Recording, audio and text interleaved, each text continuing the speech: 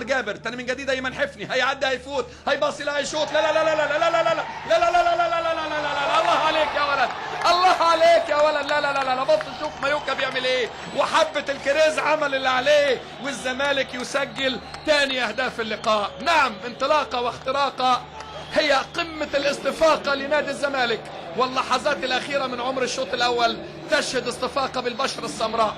كوفي المدافع المحترف يسجل أول الأهداف، ومايوكا المهاجم المحترف يسجل ثاني الأهداف. الزمالك تقدم ولم يخاف. انطلاقة واختراقة، هيعدي هيفوت هيباصي لها هيشوط، مايوكا يسجل، فجمهور الزمالك توت توت توت كله أصبح مبسوط. مش كده ولا إيه؟ أكيد مبسوط، أكيد مبسوط. أيمن حفني الحقيقة عمل دور عظيم عظيم عظيم عظيم. أيمن حفني قدم مهارة فردية في مكان هو مكان أصحابه.